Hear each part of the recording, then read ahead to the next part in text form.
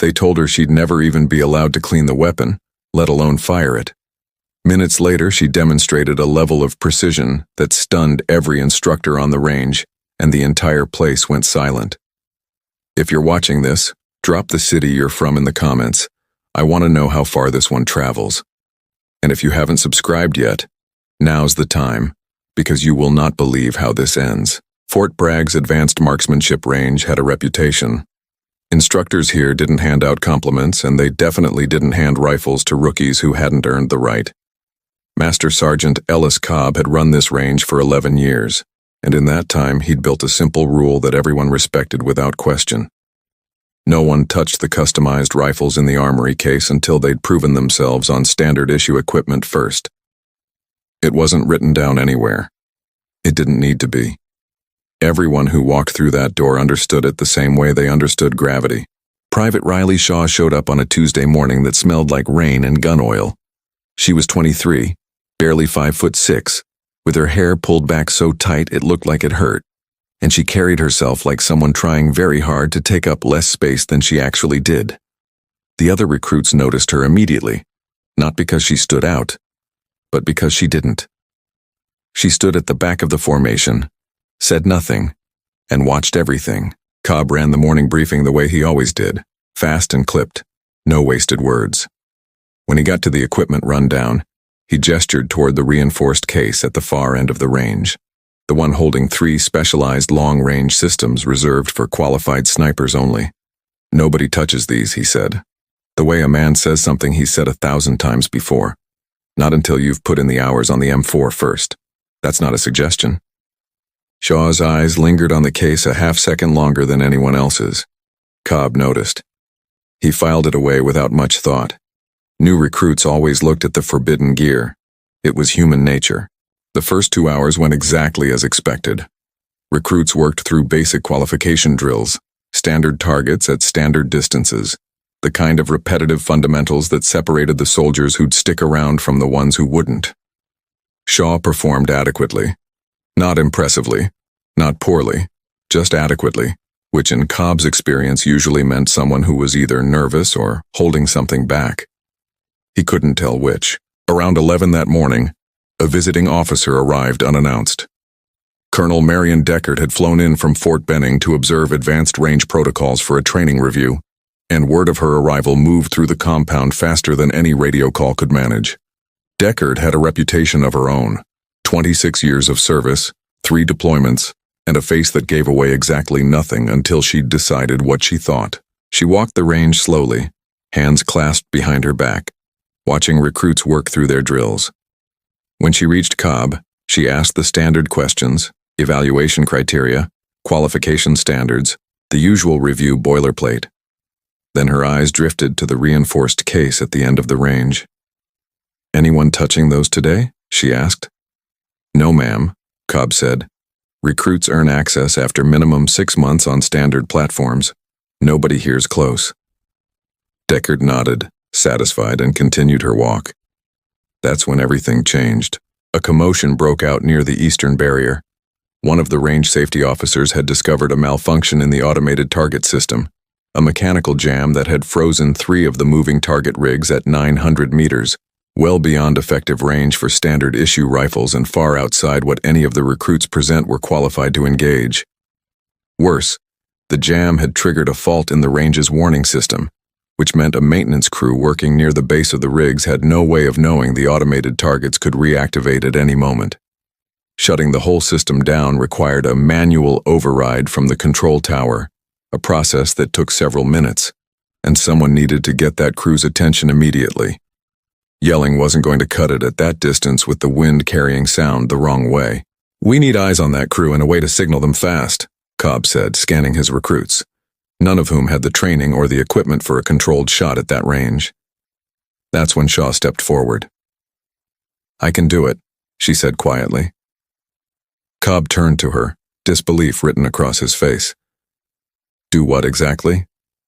"Place a round into the designated impact area near them, close enough that they'll recognize it as a signal and clear out immediately. I need the case." For a moment, nobody moved. Deckard, standing 20 feet away, watched the exchange with an expression that had shifted from mild curiosity to sharp attention. "Private, that's a 900-meter engagement with variable crosswind," Cobb said. "You've never touched anything beyond the M4. I'm not authorizing that." "Sergeant," Shaw said, and something in her voice had changed, steady now, precise in a way it hadn't been all morning. "That crew doesn't have much time before the system could cycle back on. I'm the only one here who can put a signal round exactly where it needs to go. Please." Deckard stepped in before Cobb could respond. "Let her try," she said. Cobb looked at her like she'd lost her mind. "Colonel, with respect, she's a rookie. This isn't the moment to—" "I've read her file," Deckard said flatly. "Give her the rifle, Sergeant." Cobb didn't understand it, but he'd learned a long time ago not to argue with a colonel who spoke with that particular tone. He opened the case. Shaw's hands moved the moment the rifle was in her grip, and the transformation was immediate.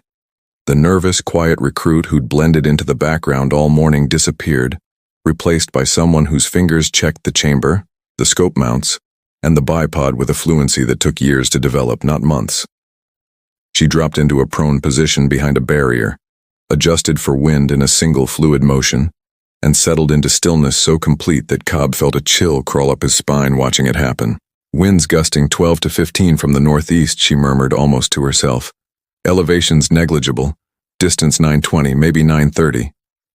She exhaled halfway and fired. The round struck the designated impact marker exactly where she'd called it.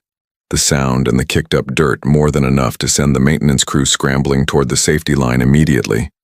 Nobody was hurt. Nobody came close to being hurt. The system finished its manual override 30 seconds later, and the entire crisis ended almost as quickly as it had begun. The range went completely silent. Every recruit who'd been standing nearby stared at Shaw like she'd grown a second head. Cobb hadn't moved.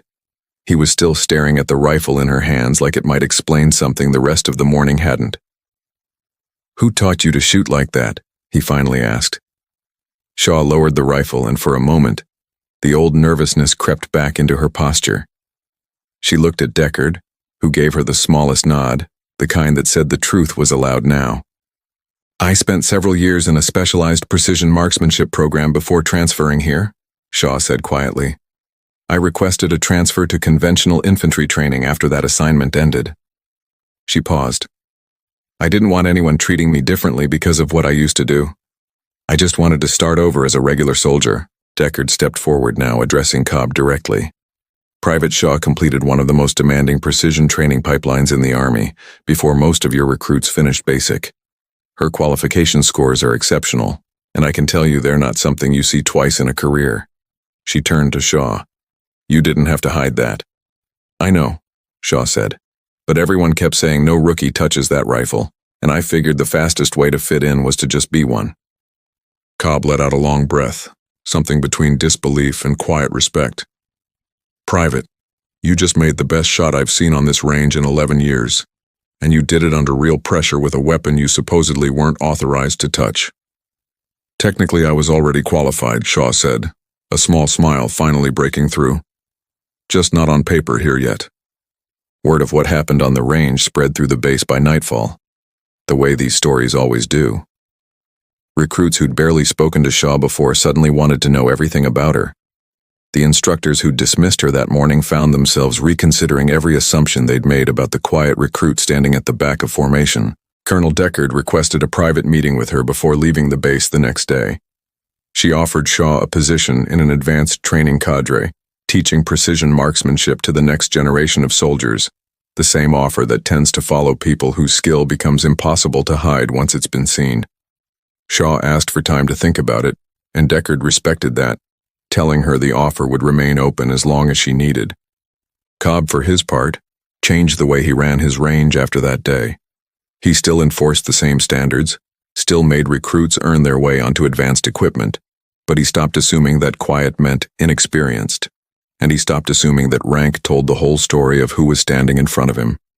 He told the story of that morning to every new class of recruits that came through his range afterward, not as a lesson about rules, but as a reminder that the person following instructions the most quietly in the room is sometimes the one capable of things nobody else in that room could do. Shaw finished her rotation as a conventional infantry soldier exactly the way she'd planned, blending in, staying steady, letting her work speak louder than her history ever had to. But everyone on that base knew the truth now, and some stories don't need to be told twice to be remembered forever. This video is a fictional dramatization created for entertainment purposes. Any resemblance to real people, units, or events is coincidental. Military procedures shown have been simplified for storytelling and should not be interpreted as instructional or representative of real operational procedures.